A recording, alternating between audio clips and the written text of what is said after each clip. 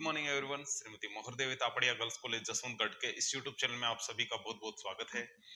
आज का हमारा जो डिस्कस का टॉपिक है वो है वैश्वीकरण के कुछ नकारात्मक प्रभाव।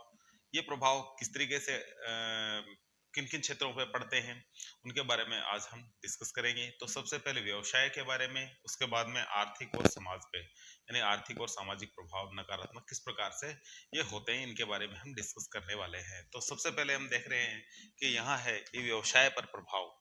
तो व्यवसाय पर किस तरीके से ये जो नेगेटिव प्रभाव पड़ता है, नकारात्मक प्रभाव पड़ता है, तो ये सबसे पहले गला काट प्रतिस्पर्धा।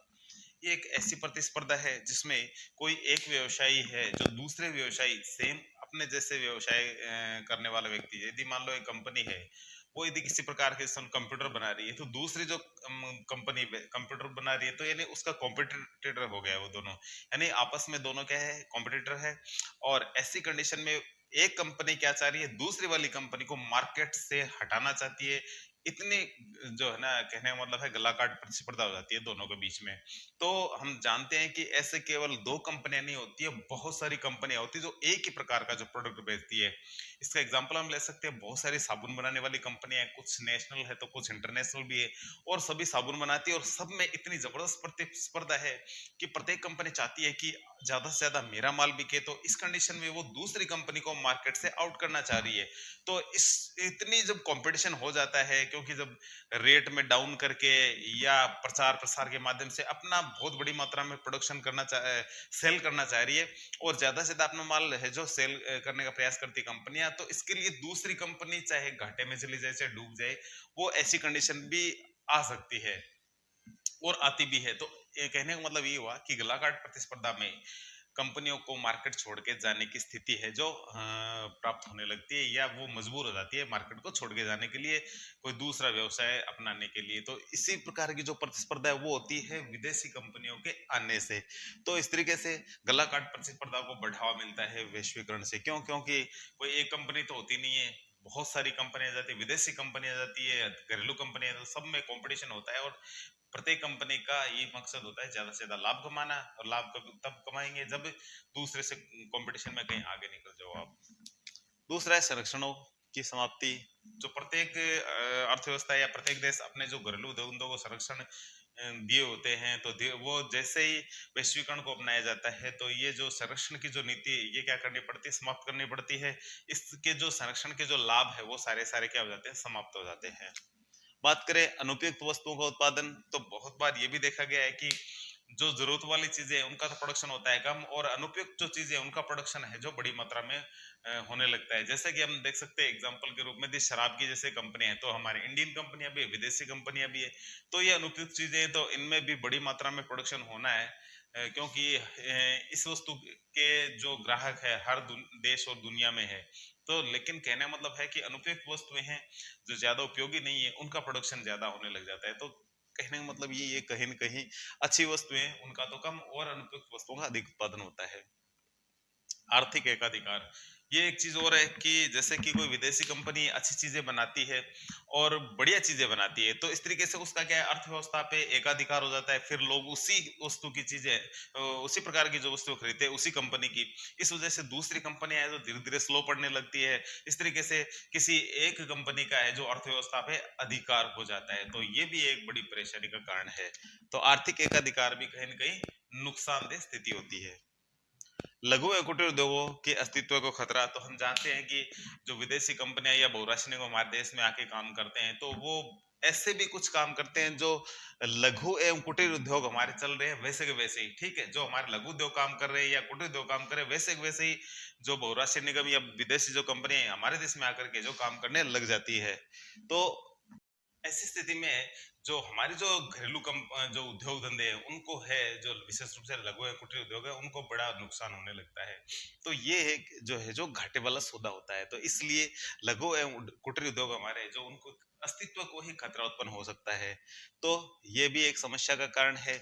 फिर है बाहरी संस्थाओं का आधिपत्य। ये भी है कि जब हमारा देश, हम जानते हैं कि 200 सालों तक अंग्रेजों का गुलाम रहा है, तो दो कंपनी आई थी ईस्ट इंडिया कंपनी के नाम से, तो वो छोटी सी कंपनी के रूप में फिर पूरे देश पे कंट्रोल कर लिया। उसी तरीके से आज भी ऐसी ही स्थिति आगे आ सकती है, हालांकि ऐसी संभावना नहीं है, लेकिन फिर भी जो विदेशी यदि बात करें या बाहरी संस्थाओं की बात करें तो उनका हमारी अर्थव्यवस्था पे आधिपत्य होने लगेगा, हम उन पे ही ज्यादा है जो निर्भर होने लगेंगे। तो ये भी कहीं ना कहीं एक बेकार स्थिति कह सकते हैं, इसको अच्छी स्थिति नहीं कह सकते कि हम विदेशी कंपनियों पर निर्भर हो गए। हमारी जो घरेलू जो कंपनी है वो उनसे क्वालिटी के मामले में, महंगे जो उनकी रेट के मामले में, वो सब में जो पिछड़ रही होती है, उस कंडीशन में क्या है, हम लोग है जो इसका निश्चित रूप से नुकसान उठाते हैं। नेक्स्ट बात करें, घरेलू उद्योगों को आघात, मंदी के जो उद्योग धंधे ऐसे हैं जो कि मंदी के दौर से गुजर रहे हैं, तो उनको बड़ी मात्रा में जो लॉस होता है, नुकसान उठाना उनको पड़ता है। तो उन लघु जो उद्योग हमारे जो विशेष रूप से मंदी की मार है जो झेल रहे हैं, उनको किस तरीके से उबारा जाए, उस तरीके से उन पे विशेष रूप से ध्यान देने की जरूरत होती है। और ये जो वैश्वीकरण की जो कंडीशन है, ये उन लघु हमारे जो उद्योग धंधे है या घरेलू जो उद्योग धंधे है, उनको कहीं न कहीं आघात पहुंचाते हैं। जो विशेष रूप से बीमार इकाइयों के रूप में जो काम कर रहे हैं, वो फिर उनसे कंपटीशन करने लायक ही नहीं होते हैं, और इस तरीके से जो ये बिल्कुल ही बंद करने की कगार पे आ जाते हैं। तो इस तरीके से जो हमारे घरेलू उद्योग धंधे हैं, उनको बड़ी मात्रा में आघात पहुंचता है। ऐसे उद्योग धंधे जो लगातार मंदी की दौर से मंदी की मार झेल रहे हैं या बीमार इकाइयों के रूप में जो चल रहे हैं। आयात महंगे होना, तो ये भी एक बड़ी समस्या है। यदि वैश्वीकरण का में किसी प्रकार से यदि फायदा नहीं होता है, तो ये जो विदेशी जो कंपनी हमारे देश में आयात हुई यानी आई है, तो इनका है जो हमारे देश में कहीं न कहीं क्या होता है, नुकसान होता है। और बात करें इसके सामाजिक एवं आर्थिक प्रभावों की, जो कि नकारात्मक ही है। और इनमें सबसे पहले दैनिक जीवन की वस्तु महंगी, तो जैसे कि फल सब्जियां, दूध वगैरह, यदि ये हम इन चीजों पर भी यदि विदेशी कंपनियों पर यदि निर्भर होने लग जाएंगे, तो ये सारी की सारी चीजें हमें महंगी मिलने लग जाएगी। क्योंकि इन पे कहने का मतलब है कि इनके बगैर तो कोई व्यक्ति रह ही नहीं सकता, और रह नहीं सकते इस कंडीशन में क्या करती है ये कंपनियां, ये अपना इन पे अच्छे से आधिपत्य जमा लेती है, और फिर ये अपनी मनमर्जी से जो इनकी रेट में है ना, जो रेट लगा करके बेचती है, और उपभोक्ताओं को क्या होता है, नुकसान होता है। तो ये एक बड़ी समस्या का कारण है। असंतुलित विकास, तो ये भी है कि ये जो बहुराष्ट्रीय निगम होते हैं, ये किसी क्षेत्र में ज्यादा अपना प्रोडक्शन करते हैं, किसी में कम करते हैं। तो हमारे किसी क्षेत्र विशेष को कुछ को तो फायदा होता है, लेकिन किस क्षेत्र विशेष को इसमें बड़ा फायदा नहीं हो पाता है। दीदी बात करें थी बहुराष्ट्रीय निगम दिल्ली मुंबई मद्रास कलकत्ता में लगे हुए, वही अपना ज्यादातर माल प्रोडक्शन करते हैं, वहीं सेल कर देते हैं। तो बाकी हमारे अन्य जो बड़े जो शहर है या बड़े दूसरे अन्य जो राज्य है, उनका क्या होगा, वहां पे वो प्रोडक्शन है जो उनका जो प्रोडक्शन है वो नहीं आ पाएगा। इस तरीके से उनको ये वो चीज इस चीज से वंचित रहेंगे और लॉस होगा उनको। तो ये भी एक असंतुलित विकास होगा, किस क्षेत्र का ज्यादा तो किस क्षेत्र का कम होने लगेगा। गरीबी का हल नहीं, तो जो भी विदेशी कंपनियां थी, इनको किसी भी प्रकार के यदि देखे जाए तो किसी देश में गरीबी से क्या लेना देना होता है। यदि वो थोड़ा बहुत यदि कोई फंड दे देती है गरीबों के दान के लिए, तो वो कोई विशेष नहीं होता है। लेकिन उस देश की गरीबी को यदि मिटाना है, तो उस देश की सरकार पे जिम्मेदारी होती है, सरकार का ये काम होता है, किसी विदेशी कंपनी का ये नहीं है। तो इसलिए ये जो विदेशी कंपनियां हैं, कहीं ना कहीं गरीबी का जो हल है वो नहीं ढूंढ पाती। क्योंकि ये जो यदि बात करें गरीबी की, तो सबसे बड़ा होता है रोजगार। किसी व्यक्ति को रोजगार मिल जाए तो वो गरीब नहीं रहेगा, लेकिन ये रोजगार उपलब्ध नहीं करवा पाते। क्योंकि इनकी जो टेक्निक है वो हाई लेवल की होती है, गरीब आदमी उसको सीख भी नहीं पाता है। तो इस तरीके से देखा जाए तो कहीं ना कहीं इनको नुकसान होता है। तो गरीबी का जो मैटर है वैसे वैसे बड़ा रहता है, इनके आने से कोई विशेष प्रभाव नहीं पड़ता है। आर्थिक विकास प्रभावित होना, तो ये भी है कि अर्थव्यवस्था का जो विकास है वो कहीं ना कहीं प्रभावित होता है इनसे। क्योंकि हमारी जो घरेलू कंपनियां है वो इनसे कंपटीशन में पिछड़ेगी, और पिछड़ने के कारण है हमारी जो अर्थव्यवस्था है उसको कहीं ना कहीं धक्का लगेगा। और बहुत सारी कंपनी यदि बंद हो जाती है, तो उनसे जो सरकार की जो इनकम हो रही है टैक्स के माध्यम से, और से जो भी है या देश में रहने वाले लोगों को जो फायदा हो रहा है, वो धीरे धीरे क्या हो जाएगा, समाप्त हो जाएगा। तो कहीं ना कहीं इनका है जो हमें लॉस ही देखने को मिलता है।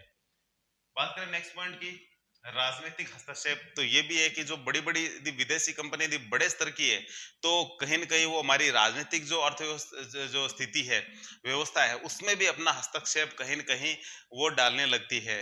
बहुत सारी ऐसी जो बड़ी संस्थाएँ हैं जो दूसरे देशों पे क्या है यदि दूसरे देशों के मार्केट पे यदि वो अच्छे से कंट्रोल किए हुए हैं, तो फिर क्या है वो कहीं न कहीं राजनीतिक हस्तक्षेप में भी चली जाती है। इसका एग्जाम्पल हम देख सकते हैं कि चीन ने नेपाल में ऐसे ही कुछ कर रखा है। नेपाल में बहुत सारी चीजें हैं जो चीन से आती है, तो इसलिए वहाँ की जो राजनयिक है या उसको कहे राजदूत है जो नेपाल में चाइना की है, जो वो वहां पर बहुत बड़ी मात्रा में है जो राजनीतिक जो हस्तक्षेप करे हुए है। क्यों? क्योंकि पता है कि सारा हम लेन देन है वो नेपाल है जो कहाँ से ले रहा है, चीन से ले रहा है, और यदि हम इसमें कोई फेरबदल नहीं करेंगे, यदि इनकी बात नहीं मानेंगे, तो ये हमें सामान है जो नहीं देंगे। इस तरीके से हमारी अर्थव्यवस्था में नुकसान होगा। तो इस तरीके से उनको क्या है, उनके जो हस्तक्षेप उनको कहीं न कहीं झेलना भी पड़ता है। नेक्स्ट यदि बात करें बेरोजगारी में वृद्धि, तो ये हमने थोड़ी देर पहले बात करी थी कि जो विदेशी कंपनी आती है वो अलग प्रकार के टेक्निक से काम करती है। तो अलग अलग प्रकार की जो टेक्निक है, जो बड़े सक्षम जो व्यक्ति होते हैं वो तो समझ पाते हैं, लेकिन जो लेबर टाइप के जो लोग हैं वो इस चीज को नहीं समझ पाते हैं, इसलिए उनका विकास वैसे के वैसे रहता है। तो इस तरीके से बेरोजगारी है जो उसी तरीके से बनी रहती है। तो कुछ एक लोगों को फायदा होता है नई टेक्निक का, लेकिन सभी को नहीं हो पाता है। नेक्स्ट यदि बात करें योजनाओं की प्राथमिकताएं प्रभावित होती है, तो प्रत्येक अर्थव्यवस्था की अपनी अपनी योजनाएं होती है। जैसे कि पंचवर्षीय योजनाएं प्रत्येक अर्थव्यवस्था अपने अपने लिए बनाती है, तो हमने भी ऐसे हमारे देश के लिए बनाई है। लेकिन हमने जो हमारे जो पंचवर्षीय योजना में मुख्य जो प्रावधान रखे थे, हमारे इन क्षेत्रों को ग्रोथ करनी है, इन क्षेत्रों को आगे बढ़ाना है, तो वो फिर जैसे बहुराष्ट्रीय निगम आते हैं तो इनको कोई फर्क नहीं पड़ता है, वो अपना पैसा कमाते हैं। अब वो हमारी योजनाओं से संबंधित हो या नहीं हो, उनको कोई मतलब नहीं होता है। तो इसलिए इसका हमें नुकसान उठाना पड़ता है, हमारी जो योजनाएं हैं वो कहीं ना कहीं प्रभावित होती है। असमानताओं में वृद्धि, तो लगातार असमानताएं भी कहीं न कहीं बढ़ती जाती है। कारण इसका ये है कि जो क्षेत्र जिन क्षेत्रों में बड़ी मात्रा में है जो ये उद्योग धंधे विदेशी कंपनियां स्थापित होते हैं, वो क्षेत्र है जो ग्रोथ अच्छे से करता है। लेकिन जिन क्षेत्रों में जो कम ये स्थापित होती है ये कंपनियां, विदेशी कंपनियां है जो, या बहुराष्ट्रीय निगम है जो, तो वहां उन क्षेत्रों का विकास है जो कम होता है। इस तरीके से असमानताएं कहीं न कहीं कुछ ना कुछ देखने को मिल ही जाती है। रुपए का अवमूल्यन, तो हम जानते हैं कि जो वैश्वीकरण की जो नीति अपनाई गई है या उदारीकरण की जो नीति अपनाई गई है, उसके बाद से लगभग 50% हमारे जो रुपए की जो वैल्यू है वो कम हुई है, यानी अवमूल्यन हमने कर दिया है अपनी।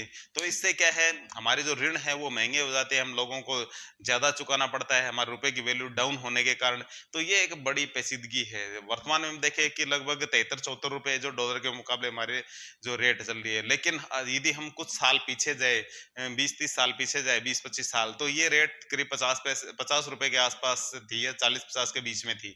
तो कहने का मतलब है उस टाइम यदि हमने कहीं ऋण ले रखा है, तो यदि 1 लाख डॉलर की बात करें, तो हमें ये मानो कि उस समय 25 साल पीछे जाते थे, माने 45 रुपए रेट थी, तो हमें क्या 1 लाख डॉलर के लिए 45 लाख रुपए देने पड़ते थे। लेकिन अब उस 1 लाख डॉलर के लिए 74 लाख रुपए, 73-74 लाख के बीच में जो रेट चल रही है वो देने पड़ेंगे। तो बड़ी मात्रा में नुकसान उठाना पड़ता है इसका।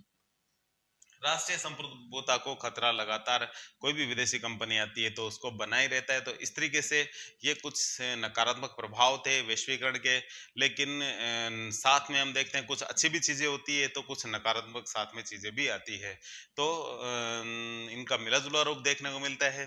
तो आज की वीडियो में इतना ही, मिलता है नेक्स्ट वीडियो में। तब तक के लिए धन्यवाद। अपने वीडियो को लाइक कीजिए, शेयर कीजिए, यदि चैनल को सब्सक्राइब नहीं किया तो वो भी जरूर कीजिए।